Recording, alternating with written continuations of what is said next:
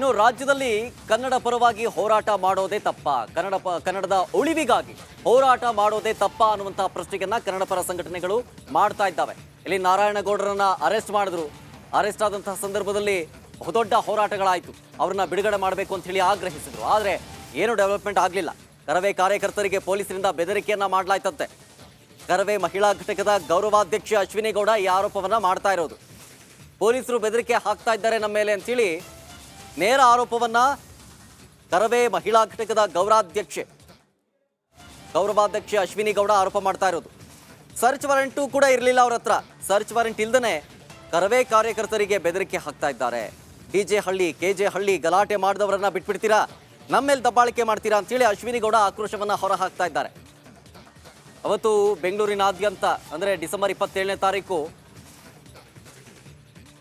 ಅನ್ಯ ಭಾಷೆಯ ನಾಮಫಲಕದ ವಿರುದ್ಧ ನಮ್ಮ ಹೋರಾಟ ಅಂಥೇಳಿ ಬೀದಿಗಿಳಿದು ಪ್ರೊಟೆಸ್ಟ್ ಮಾಡಿದ್ರು. ಎಷ್ಟು ಹೇಳಿದ್ರು ಕೂಡ ಇವರು ತೆರವು ಮಾಡಲಿಲ್ಲ ಅಂತೇಳಿ ಆಕ್ರೋಶವನ್ನು ಹೊರಹಾಕಿದ್ದನ್ನು ನಾವು ಗಮನಿಸ್ಬೋದು. ಆ ಟೈಮ್ನಲ್ಲಿ ಅರೆಸ್ಟ್ ಮಾಡಲಾಯಿತು. ಅರೆಸ್ಟ್ ಮಾಡಿದಂತಹ ಸಂದರ್ಭದಲ್ಲಿ ಕಾರ್ಯಕರ್ತರನ್ನ ಒಂದು 15-20 ಜನ ಕಾರ್ಯಕರ್ತರನ್ನ ಬಿಡುಗಡೆ ಮಾಡಿದ್ರು. ಆದರೆ ನಾರಾಯಣ ಗೌಡ್ರನ್ನ ಬಿಡಲಿಲ್ಲ. ಹೀಗಾಗಿ ರಾಜ್ಯದಲ್ಲಿ ಕನ್ನಡ ಉಳಿವಿಗಾಗಿ ಹೋರಾಟವನ್ನ ಮಾಡೋದು ತಪ್ಪಾ ಅಂತ ಅನಿಸ್ಬಿಟ್ಟಿದೆ ಅಂತೇಳಿ ಆಕ್ರೋಶವನ್ನ ಹೊರಹಾಕ್ತಾ ಇದ್ದಾರೆ. ಜೊತೆಗೆ ಪೊಲೀಸರು ನಮಗೆ ಬೆದರಿಕೆ ಹಾಕ್ತಾ ಇದ್ದಾರೆ ಸಾರ್ ಅಂತೇಳಿ ನೇರ ಆರೋಪವನ್ನ ಕರವೇ ಮಹಿಳಾ ಘಟಕದ ಗೌರವಾಧ್ಯಕ್ಷೆ ಅಶ್ವಿನಿ ಗೌಡ ಆರೋಪವನ್ನ ಮಾಡ್ತಾ ಇರೋದು.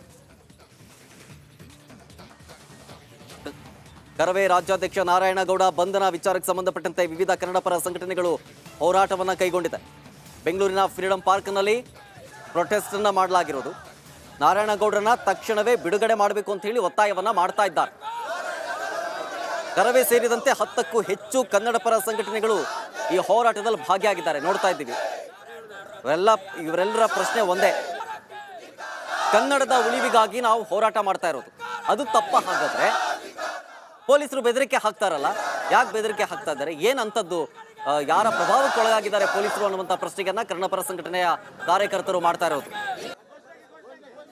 ಕರವೇ ರಾಜ್ಯಾಧ್ಯಕ್ಷ ನಾರಾಯಣಗೌಡರನ್ನ ಬಂಧಿಸಿದಾರಲ್ಲ, ಈ ವಿಚಾರದ ಬಗ್ಗೆ ಫ್ರೀಡಂ ಪಾರ್ಕ್ ಅಲ್ಲಿ ನೂರಾರು ಜನ ಕನ್ನಡಪರ ಸಂಘಟನೆಗಳು ಅವರು ಬಂಧನ ಕಾಣಿಸ್ತಿದ್ದಾರೆ. ಬೇಗ ಬಿಡುಗಡೆಗೊಳಿಸಂತೇನು ಸರ್ಕಾರಕ್ಕೆ ಒಂದ್ ಕಡೆ ಒತ್ತಾಯ, ಮತ್ತೊಂದು ಕಡೆ ಎಚ್ಚರಿಕೆ ನೀಡ್ತಿದ್ದಾರೆ. ನೋಡ್ತಿರ್ಬೋದು ಮಹಿಳಾ ಕಾರ್ಯಕರ್ತರು ಮತ್ತು ತುಂಬಾ ಜನ ಇದ್ದಾರೆ ಈ ಒಂದು ಪ್ರತಿಭಟನೆಯಲ್ಲಿ. ಯಾಕಂದ್ರೆ ನಾರಾಯಣಗೌಡರು ನ್ಯಾಯಾಂಗ ಬಂಧನ ಮಾಡಿದ್ದಾರೆ. ಷಡ್ಯಂತ್ರದಿಂದ ಸರ್ಕಾರ ಬಂಧನ ಮಾಡಿದಂತೇನೋ ಇಲ್ಲಿನ ಪ್ರತಿಭಟನಾಕಾರ ಆಕ್ರೋಶ ಹೊರಾಗ್ತಿದ್ದಾರೆ. ನಾ ಮಾತಾಡಿಸೋ ಕೆಲಸ ಮಾಡ್ತೀನಿ. ಸರ್, ನಾರಾಯಣಗೌಡರನ್ನ ಈಗ ನ್ಯಾಯಾಂಗ ಬಂಧನ ಆಗಿದ್ದಾರೆ.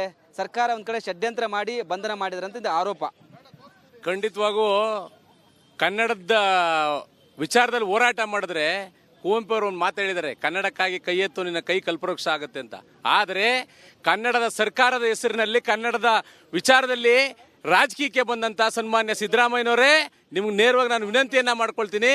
ಕನ್ನಡದ ಹೋರಾಟ ಮಾಡಿದ್ರೆ ನೀವು ಕರ್ಕೊಂಡೋಗಿ ಜೈಲಿಗೆ ಹಾಕ್ತೀರಾ ಅಂದ್ರೆ ಈ ಕೂಡಲೇ ನಾರಾಯಣಗೌಡರು ಬಂಧನದಿಂದ ಬಿಡುಗಡೆ ಆಗಬೇಕು. ಒಂದ್ ವೇಳೆ ಇವತ್ತು ಕೂಡ ಕಾಯ್ತೀವಿ ಸಂಜೆವರೆಗೂ. ಒಂದ್ ವೇಳೆ ನಿಮ್ಮ ಸರ್ಕಾರ ಏನಾದರೂ ನಾರಾಯಣಗೌಡರನ್ನ ಬಿಡುಗಡೆ ಮಾಡದೆ ಹೋದ್ರೆ, ಮತ್ತೆ ಅವ್ರ ಕಾರ್ಯಕರ್ತರನ್ನ ಬಿಡುಗಡೆ ಮಾಡದೆ ಹೋದ್ರೆ ರಾಜ್ಯದಲ್ಲಿ ಬಹಳ ದೊಡ್ಡ ಮಟ್ಟದ ಹೋರಾಟವನ್ನ ಎಲ್ಲಾ ಕನ್ನಡ ಪರ ಹೋರಾಟಗಾರರು ಈಗಾಗಲೇ ಎಚ್ಚರಿಕೆಯನ್ನ ಕೊಟ್ಟಿದ್ದಾರೆ. ಬಹಳ ದೊಡ್ಡ ಮಟ್ಟದಲ್ಲಿ ಜೈಲು ಬರೋ ಚಳುವಳಿಯನ್ನ ನಾವು ಕೂಡ, ನಮ್ಮನ್ನು ಕೂಡ ಬಂಧನ ಮಾಡಿ ನಾವು ಕೂಡ ಜೈಲಿಗೆ ಹೋಗೋಕೆ ಸಿದ್ಧರಿದ್ದೇವೆ.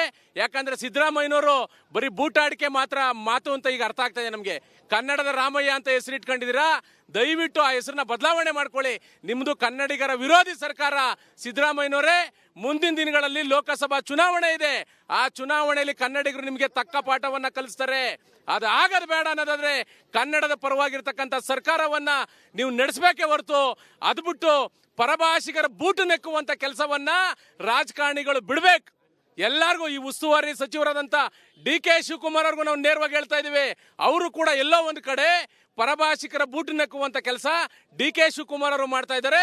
ಅದನ್ನು ಬಿಟ್ಟು ಕನ್ನಡಿಗರ ಪರವಾಗಿ ಎಲ್ಲ ಸಚಿವರು ನಿಂತ್ಕೊಳ್ಳೇಬೇಕು. ಎಲ್ಲ ಶಾಸಕರು ಕೂಡ ಕನ್ನಡದ ಪರವಾಗಿ ನಿಂತ್ಕೋಬೇಕು.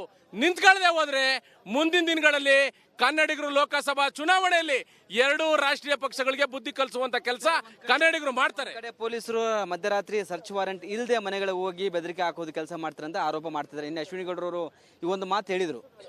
ಖಂಡಿತವಾಗೂ ಅದನ್ನ ರಾಜ್ಯ ಸರ್ಕಾರ ತೀರ್ಮಾನ ಮಾಡಬೇಕು. ಯಾಕಂದ್ರೆ ಏನು ಉದ್ದೇಶಕ್ಕೋಸ್ಕರ ನಾವೇನು ಟೆರರಿಸ್ಟ್ಗಳ ಅಥವಾ ಯಾಕೆ ನಮ್ಮನ್ನ ಈ ರೀತಿ ನೀವು ನಡೆಸ್ಕೋತಾ ಇದ್ದೀರಾ? ರಾಜ್ಯ ಸರ್ಕಾರ ಪೊಲೀಸ್ ಇಲಾಖೆಯನ್ನ ಬಳಸ್ಕೊಂಡು ರಾತ್ರೋರಾತ್ರಿ ಕನ್ನಡದ ಹೋರಾಟಗಾರರ ಮನೆಗೆ ಹೋಗಿ ಅವ್ರನ್ನ ಬಂಧಿಸುವಂತ ಕೆಲಸ ಮಾಡ್ತಾ ಇದೆ. ಸಿದ್ದರಾಮಯ್ಯನವರೇ, ನಿಮಗೆ ನೇರವಾಗಿ ಹೇಳ್ತಾ ಇದೀವಿ, ನಮ್ಗೇನು ಕೋರ್ಟು ಕೇಸು ಬಂಧನ ಇವ್ಯಾವುದು ದೊಡ್ಡದಲ್ಲ. ಆದ್ರೆ ಕನ್ನಡದ ಮಕ್ಕಳಿಗೆ ಉದ್ಯೋಗ ಕೇಳೋದಾಗ್ಲಿ, ನಾಮ